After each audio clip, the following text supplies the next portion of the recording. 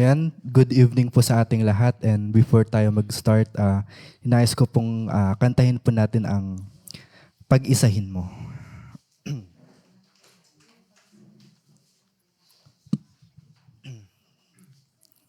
Nagsusumamo, nagpapakumbaba, O Diyos, kami patawarin sa aming sala. Sa pagkabahabahagi, sa pagkakampi-kampi, sa kawalan ng pag-ibig sa isa't isa. Pagsusumamo, nagpapakumbaba, O Diyos, kami patawarin sa aming sala. Sa pagkabahabahagi, sa pagkakampi-kampi, sa kawalan ng pag-ibig sa isa't isa. Pag-isahin mo ang laman ng aking puso. Pag-isahin mo ang laman ng aming isipan. Bigkasin ang iyong pag-ibig, bigkasin ang iyong pagmamahal, Jesus, sa aming buhay. Yes, Lord.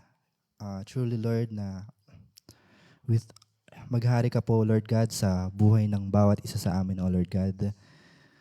Yes, Lord, we worship and we glorify your holy name, O Lord God. Tunay nga po, O Lord God, na wala kang katulad, O Lord God, na ikaw lang ang nag-iisang Diyos, O Lord God. Lord, we thank you, O Lord God, sa lahat ng ginagawa mo, ng pinoprovide mo sa amin, O Lord God. Hindi lang financially, physically, mentally, O Lord God. But we thank you, O Lord God, even though yung yung paghinga namin, O Lord God, we thank you. And we thank you, O Lord God, dahil we thank you sa lahat ng guidance, O Lord God, na pinagkakaloob mo. Lahat po ng healingness, O Lord God.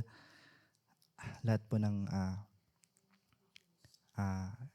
pinoprovide mo, O Lord God. Lord, patawarin niyo po kami, O Lord God, sa mga times na kami po'y nagkukulang, O Lord God. Patawarin niyo po kami sa mga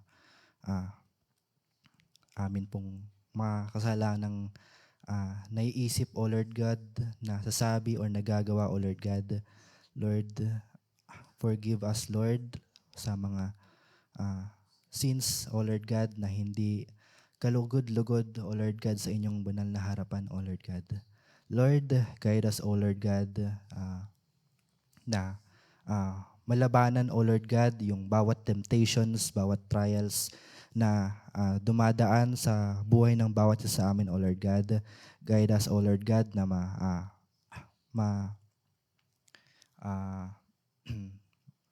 ma-survive namin, O Lord God, lahat ng pagsubok, O Lord God, lahat ng mga hindi man magandang nangyayari, O Lord God. And we thank you pa rin, O Lord God, dahil sa mga trials, O Lord God, na nagiging matatag kami, O Lord God. And Lord, guide us, O Lord God, ngayong gabing ito, O Lord God, na sa inyong Lord, sa amin pong pag-uwi, O Lord God, guide us, O Lord God, na makauwi ang bawat isa sa amin, O Lord God, at yun lamang, O Lord, at binabalik na po namin ang lahat ng papuri at pagsamba in the mighty name of Jesus.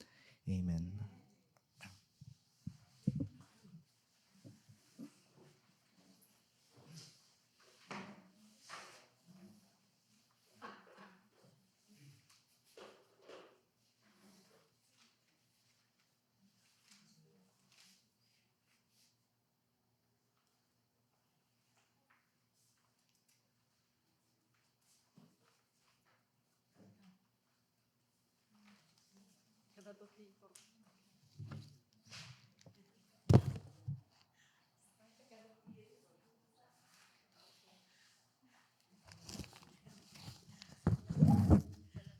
Ayaw pala yung salamin ko. Talagang sign of aging na. Ayan. Magandang gabi po sa ating lahat. At nandito na naman tayo. It's our prayer meeting.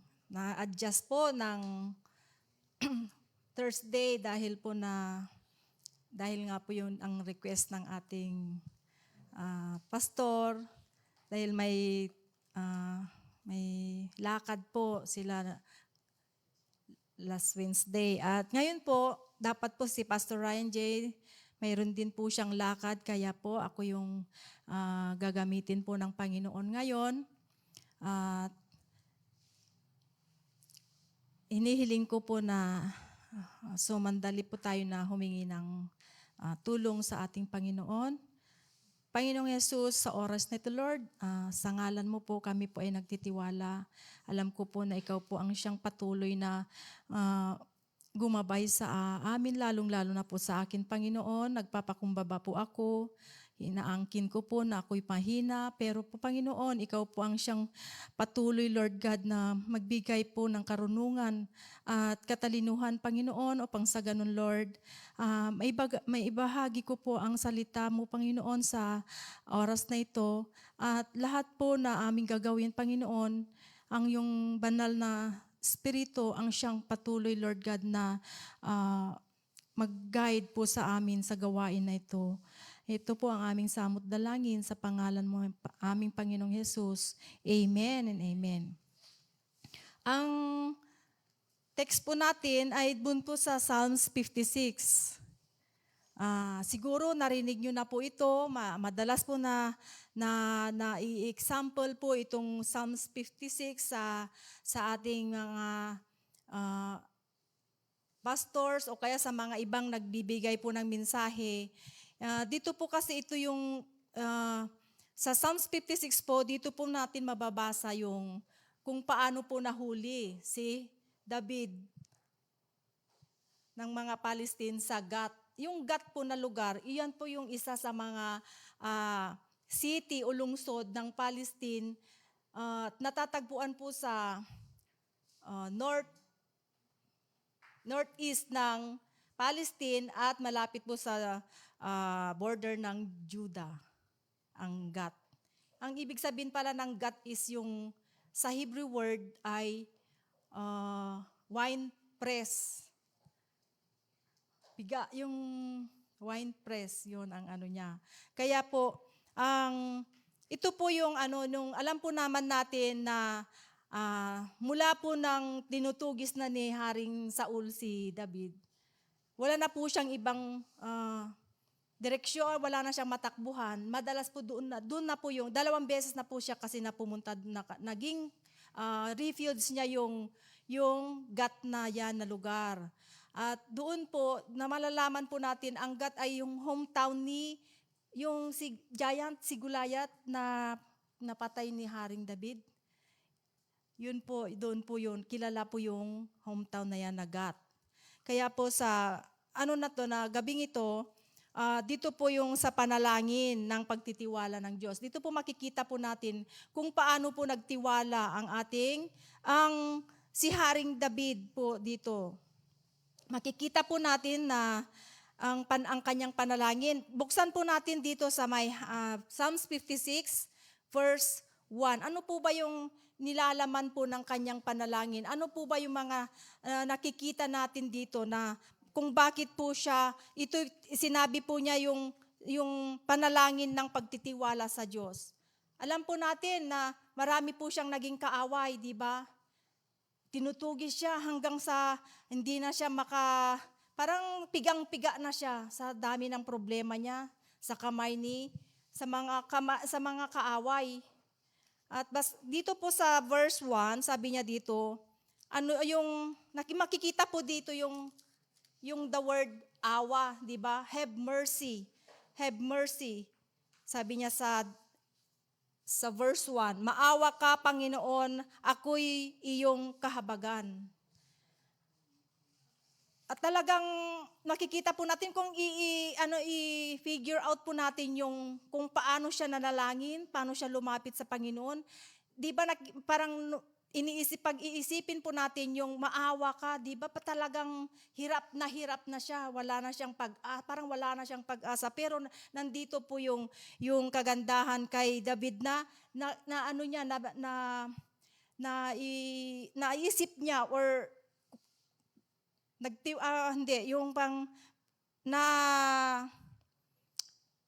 naalala niyang tumawag sa ating Panginoon. Dahil sabi niya, maawa ka, Panginoon, ako'y iyong kahabagan, sabi niya. Have mercy on me. Sinik ni David ang awa, ang kaawaan at kahabagan ng ating Panginoon.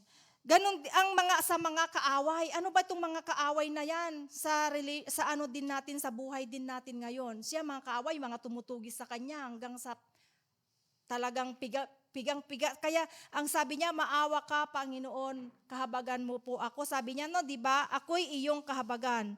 Yung sa mga kaaway niya kasi dami na problema, lahat na. Tapos sa atin naman po, inilalarawan po ang kaaway dito yung mga suliranin, ano pa po, problema, sakit, at mga pag-uugali po na nagpapahirap po sa atin.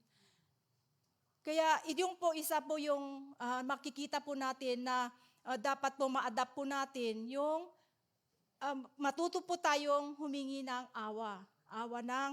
humingi po tayo ng kahabagan sa ating Panginoon. Number 2 po yung pagtitiwala. Sabi niya sa verse 3, kapag natatakot o aking Diyos na dakila, sa iyo ko ilalagak pag-asa ko at tiwala. Sa verse 9 pa mga kapatid, kapag sumapit ang sandaling lumapit ako sa iyo, tiyak na malulupig ang lahat ng kaaway ko pagkat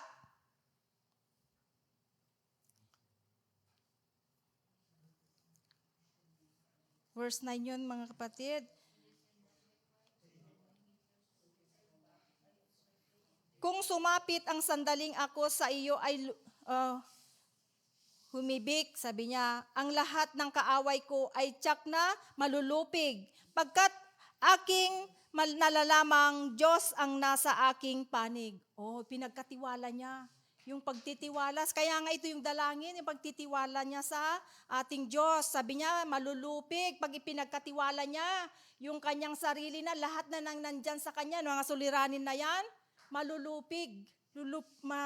Mapagtagumpayan niya, mga kapatid, ang kanyang mga suliranin.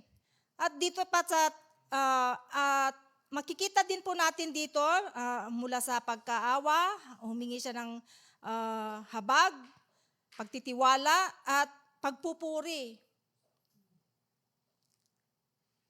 May tiwala ako sa Diyos, sabi niya sa verse 10. Pangako niya'y iingatan. Pupurihin ko si Yahweh sa kanyang binitawan. Dito. Pinupuri niya ang Panginoon since napagtagumpayan niya or pinagkatiwala niya yung kanyang sarili, lahat ng problema niya. Doon po niya nalaman na pagtanto niya na kailangan kong purihin siya, sabi niya dito. Pupurihin ko si Yahweh sa pangakong binitawan. Ano po ba yung kanyang sinabi dito ng ating Diyos na kung bakit niya pupurihin? Sabi niya, malulupig aking mga manalalam.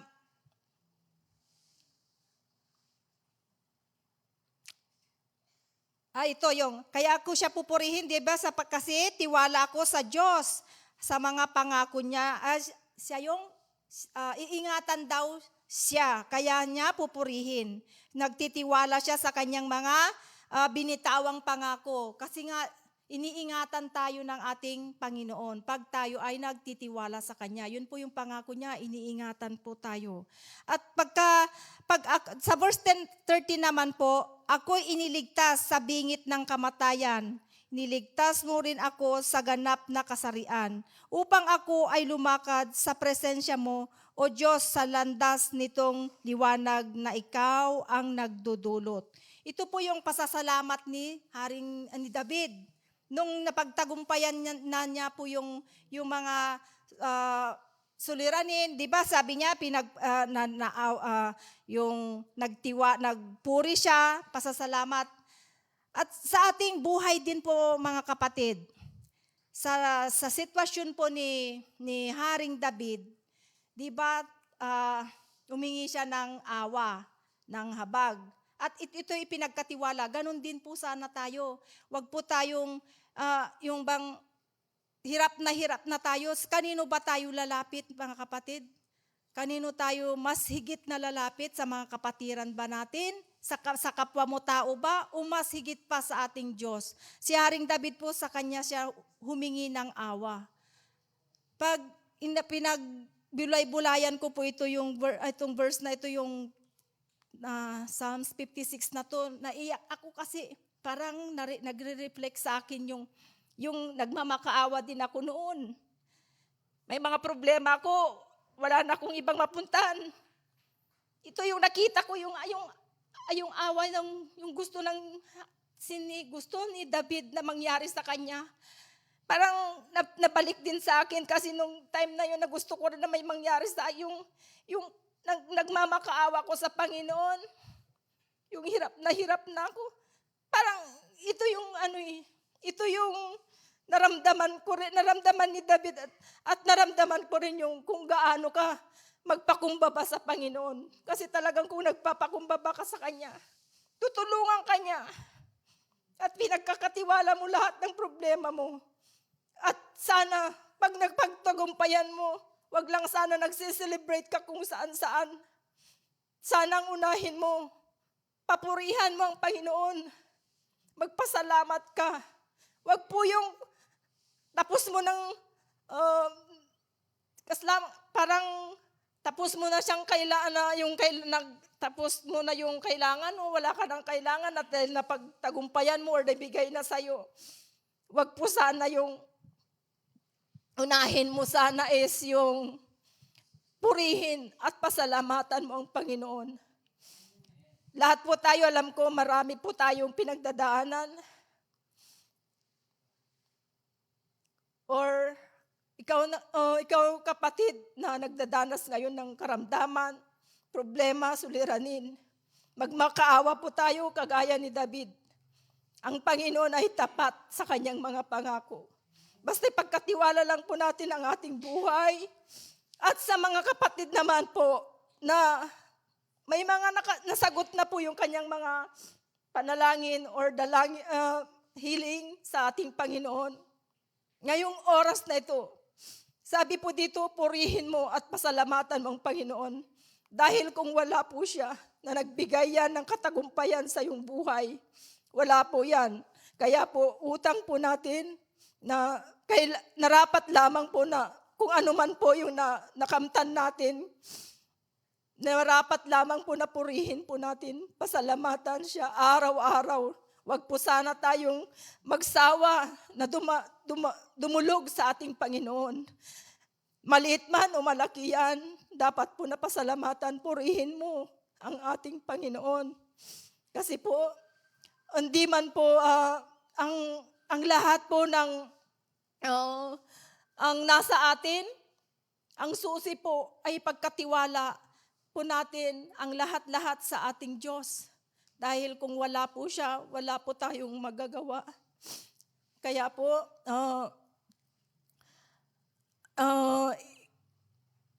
sana po wag po tayong magsawa na pumunta dito. Ito po yung pinaka-the best place na kung saan po iluhod po natin ang ating mga suliranin, Iluhod po natin yung ating papuri, pasasalamat sa Kanya.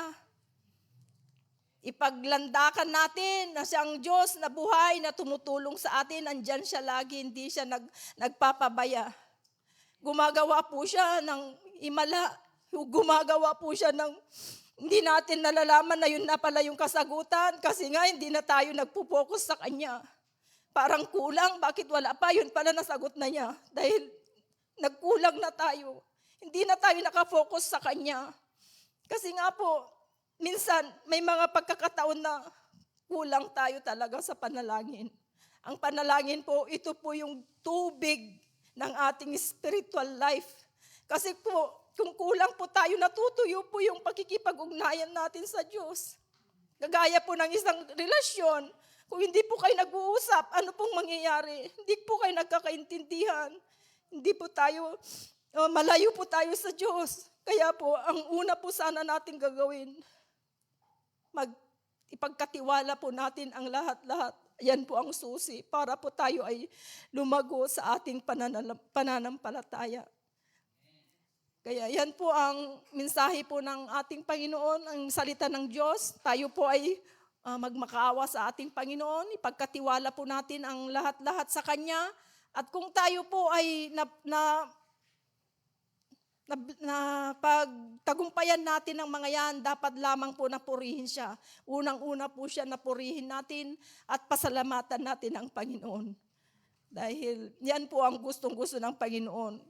Gaya din natin, di ba? Pag nagbigay tayo, pag pinasalamatan ka, ang sarap sa pakiramdam. Kaya, ganun din ang Panginoon, hinihintay din niya yung papuri mo, pasasalamat mo sa Kanya. Kaya po, huwag po tayong makalimot, maging grateful tayo sa Kanya.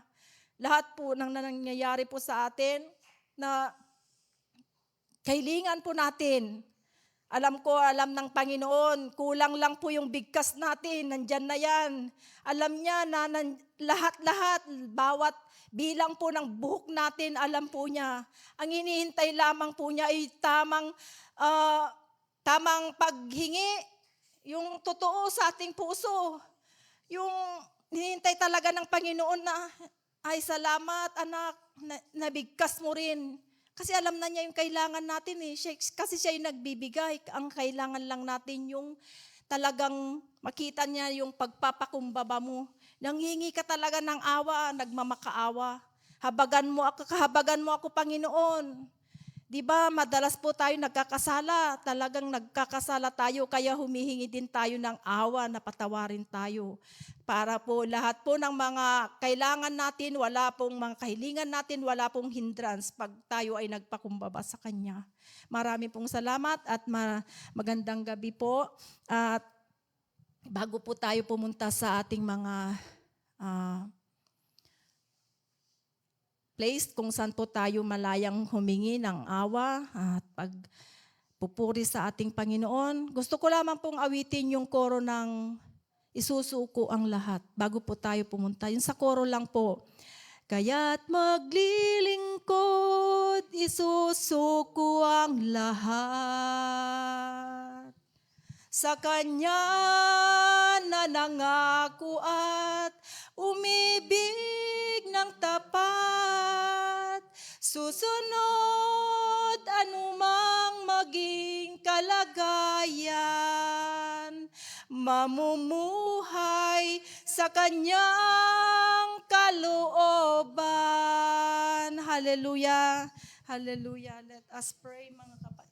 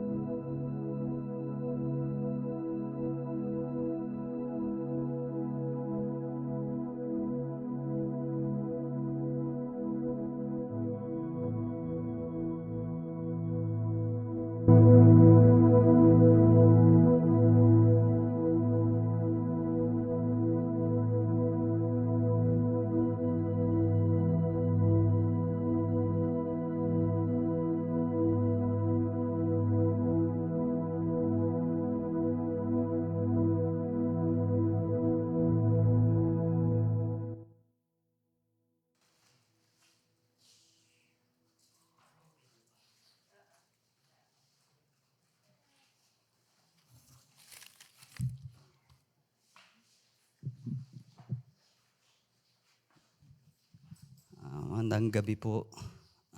Tumayo po tayo at ibigay natin yung offering natin sa Panginoon. Kantahin po natin yung magbigay tayo sa Panginoon. Amen. Tayo sa Panginoon, tayo ay magbigay. Kay tayo sa Panginoon, tayo ay magbigay. Babalik, siksik, liglig at umaapaw. Babalik, siksik, liglig at umaapaw. Bigay tayo sa Panginoon, tayo ay magbigay. Hallelujah. Nyati kararag tayo, kabsat.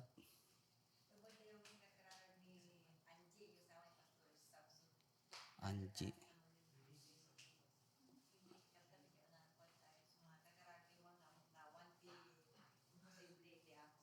Amen. Hallelujah.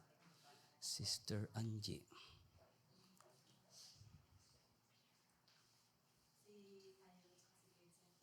Tyrone at si Vincent, complete healing din. Hallelujah. Hallelujah. Pat. Papigsaan na po Diyos. Hallelujah.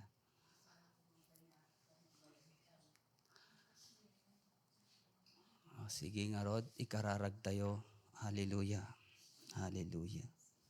Wina po, minsan pa, lumalapit po kami sa iyong harapan, Panginoon. Lord, inihingi po namin ang kagalingan ni Sister Pat, Sister Noemi, at alam mo, Dairon, Panginoon, at si Sister Vincent. Lord, malayo man sila, Panginoon. Alam ko po na nakikita mo sila, Panginoon. Alam po namin, Panginoon, na hindi po malayo sa puso mo, Panginoon. Napako ka po sa cross at sinabi mo, Panginoon, na lahat ng sakit ipagagalingin mo in Jesus' name. Lord, alam po namin na hindi ka po madamot. Kung sino pong humihingi, binibigyan mo, Panginoon. Lalo na, Panginoon, ang mga may sakit. Lord, alam po namin, Panginoon, ang lahat na to ay nalalaman mo, Panginoon. Nandyan po sa iyo, Panginoon. Lord, hingin po namin ang kanilang kagalingan. Hindi lang po sila, Panginoon, pati si Pastor Pader, Panginoon. Alam po namin na mayroon din po siyang nararamdaman. At si Pastor, oh God, si Pastor Ryan G, Panginoon, pag-ingatan niyo po sila, Panginoon. Huwag niyo po silang pabayaan, Panginoon, kundi palakasin mo sila, Panginoon, araw-araw, Panginoon. Lord, pati yung mga kapatiran namin, Panginoon, na may sakit, tulungan niyo po sila, Panginoon. Lahat po, mga Panginoon, ng mga anak namin na malalayo, Panginoon, protect them, Panginoon. I-guide mo sila, Panginoon. Bigyan mo sila ng knowledge at wisdom, Panginoon, sa araw-araw, Panginoon, sa kanilang pag-iisa. Tulungan mo po sila, O Panginoon. Turuan mo sila, Panginoon, kung ano nararapat para sa kanila. Alam po namin, Panginoon, na wala pong imposible sa iyo, Panginoon. Tanging ikaw lang, Panginoon, ang makakatulong ang lahat, Panginoon. Kaya, Panginoon, umaasa po kami sa iyo. At alam po namin na hindi mo kami bibiguin. Hallelujah. Lord, tulungan mo rin, Panginoon, itong lugar namin, Panginoon. Alam po namin, Panginoon, na malapit na po ang pista.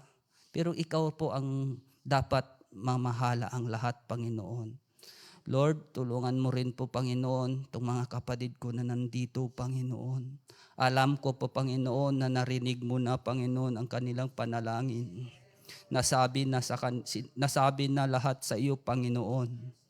Lord, kahit nasabi po namin sa iyo, alam ko, Panginoon, kung ano ang nararapat para sa amin. Kaya, Panginoon, ikaw na po ang bahala, O God. Hallelujah. Uuwi po kami, Panginoon, ng punong-puno ng biyaya sa iyo, Panginoon. Punong-puno po kami sa isip at sa puso namin, Panginoon. Lord, maikliman ang aming gawain, maikliman ang mga dasal namin, pero Panginoon, ikaw nang magpupuno ang lahat, Panginoon. Kaya, Panginoon, salamat po, Panginoon. Pagbuklodin mo po kami, bigkisin mo po kami, Panginoon, ng iyong pagmamahal, sa iyong pag-ibig, Panginoon, O God. Kahit iilan po kami dito, Panginoon, alam po namin na nandito ka sa puso't isipan namin, Panginoon. Nakausap ka namin, Panginoon, spirit by spirit, O God. Kaya Lord, salamat po, Panginoon, dahil hindi ka nagbabago sa amin. Nagbibigay ka pa rin sa amin ng kasiglahan, Panginoon. Kung sino man, Panginoon, ang nangihina, palakisin mo, O God. Lord, mga kapatiran po namin na malayo na, Panginoon, hilahin mo kaya, Panginoon, at dalhin mo rito, Panginoon. Lord, pasama ang mundo. Dapat, Panginoon, ang tuhod ay luluhod sa lahat sa iyong harapan, Panginoon, na dapat magsisi, O Lord. Lord, salamat po at isa kami, Panginoon, ang napili mo.